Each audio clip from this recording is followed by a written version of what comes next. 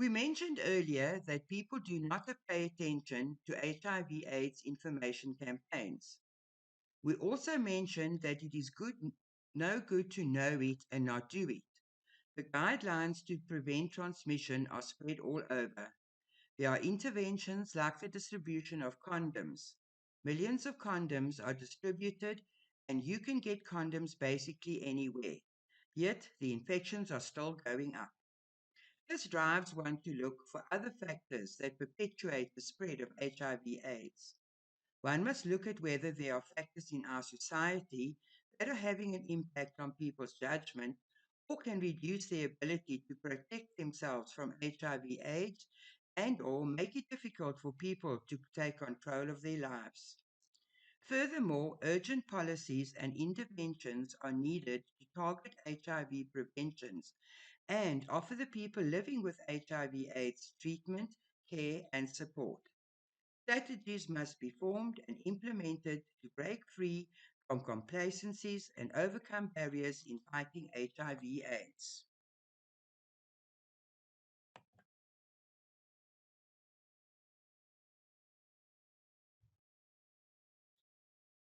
Factors in our society that can play a role in HIV infections and the ability of people living with HIV to seek treatment, care, and support that should be investigated include poverty, physical and sexual abuse, lack of education, homelessness, stigma, addiction, violence, untreated mental health problems, lack of employment opportunities, powerlessness, lack of choice, lack of legal resident status, and lack of social support. There are also physical, social, cultural, organizational, community, political, economic, legal, and policy factors within our environments that determine the health status of individuals or populations. They also impede or facilitate HIV prevention efforts. When analyzing potential factors that play a role in HIV infection, one must be aware that thoughts, feelings, and behavior could be influenced by social characterization, stereotyping, prejudices, and discrimination. Social characterization is the process by which people are placed into groups based on characteristics like race, gender, and ethnicity. Let us look at each term. What is stereotyping? It's a shared belief about the characteristics of those who belong to a particular social or physical category. Prejudice, prejudging someone without knowing them based on characteristics that are assumed to be common to all members of the group. Discrimination, putting justice into action. Self image, how you see yourself and how you believe others see you. Self esteem, how we feel and think about ourselves. Let us look at sexual offenders. A sexual offender is a person who commits sexual crimes such as rape, looking in windows, or having sexual contact with a child or a young person. Sexual offenders may be male or female, old or young, attractive or unattractive, smooth talking or awkward, rich or poor, in real life or in virtual space. There are two categories of offenders: the coercive offenders, who use force, violence, or threats to sexually abuse. They may be a stranger or someone we know. Relational offenders, they use grooming and sexual manipulation to sexually abuse, normally known. There is a wide range of sexual offenses, including rape, sexual assault, incest, bestiality, flashing, and other crimes. This slide divides the sexual crimes into two categories: hands on crimes and hands off crimes. Your hands on crimes are sexual assault, rape, molestation, forcible sodomy, and sexual touching. Your hands off are exhibitionism, possessing illicit pornography, obscene telephone calls, voyeurism, and sexual harassment.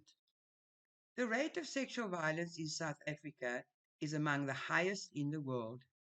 Studies reveal that sexual abuse and violence are significantly associated with the risk of HIV infection. Sexual violence is the use of force or manipulation to get someone to engage in unwanted sexual activity without their consent.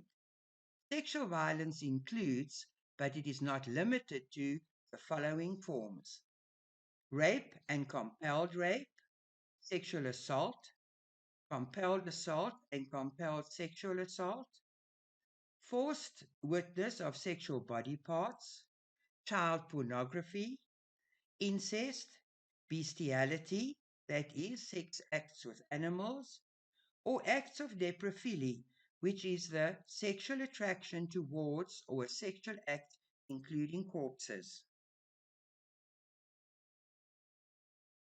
This slide highlights some points on the rate of sexual violence in South Africa. The rate of sexual violence in South Africa is among the highest in the world. Sexual violence is the use of force or manipulation to get someone to engage in unwanted sexual activity without their consent. During 2015 and 16, there were 51,895 crimes of a sexual nature reported to the South African Police Service. 1 in every 3 South African children are sexually abused before the age of 16, and the rate of sexual abuse of boys exceeds that of girls. In some regions, women who have experienced physical or sexual intimate partner violence are 1.5 times more likely to acquire HIV than women who have not experienced such violence. Females aged just between 16 and 19 are 4 times more likely than the general population to be victims of rape, attempted rape, or sexual assault. Let us look at some violence against women and children and infants. South Africa has some of the highest incidences of child and infant rape in the world. The Tears Foundation and the MRC stated 50% of South Africa's children will be abused before the age of 18. The MRC study stated that in 2009, 15% were under 12 years old.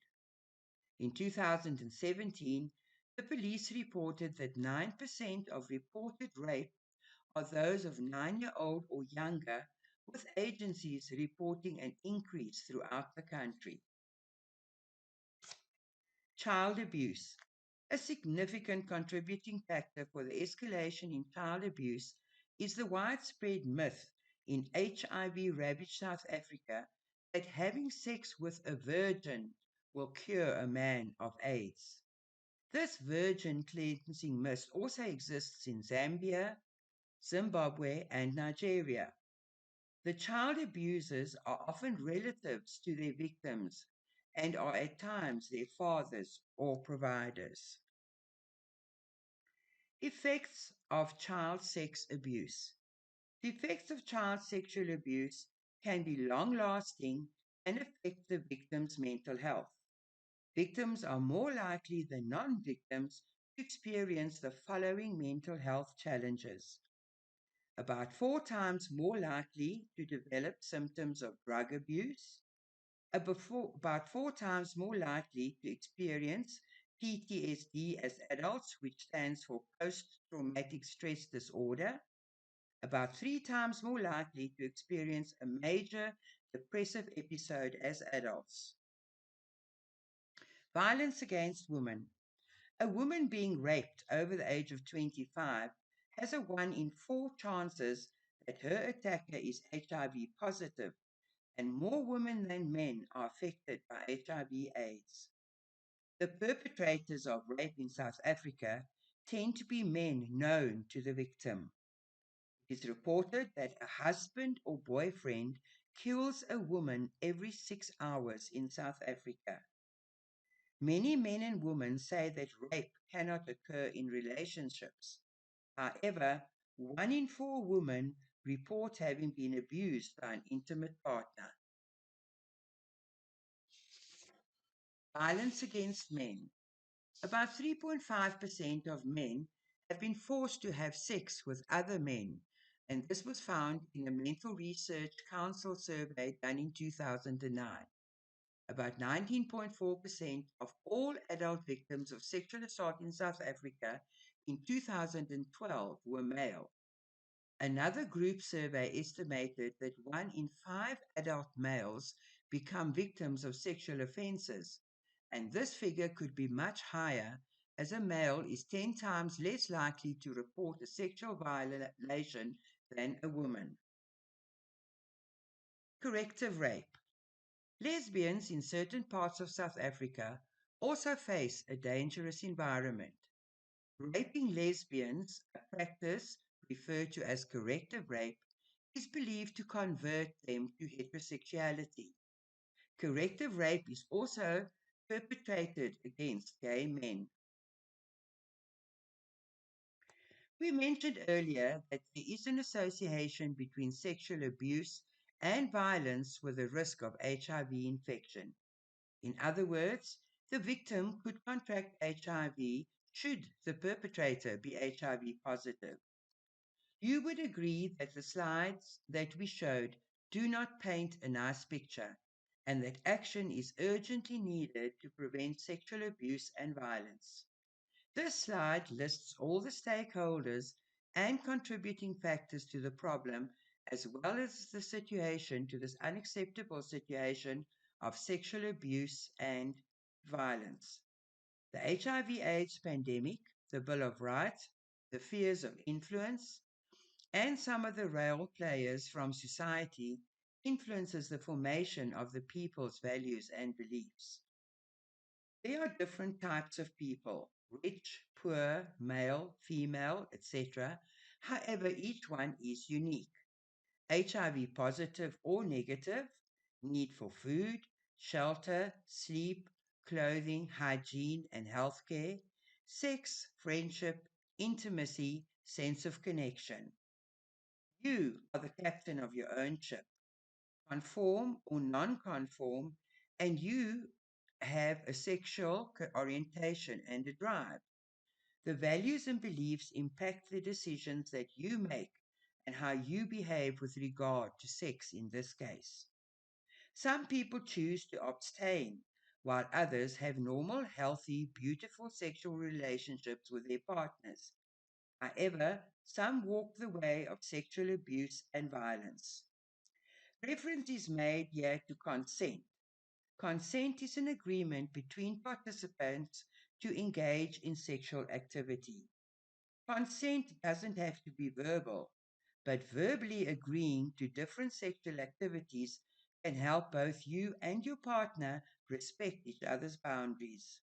Remember, if consent is not given by everyone involved, it is sexual violence.